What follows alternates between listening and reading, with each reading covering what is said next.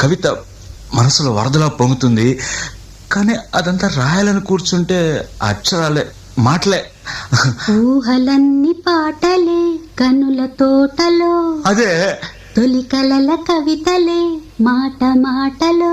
అదే ఆహా బ్రహ్మాండం. కవిత కవిత పాడు. కమ్మని ఈ ప్రేమ లేఖనే రాసింది హృదయమే, ప్రియతమా నీ వచట కుశలమా నే నిజట కుశలమే.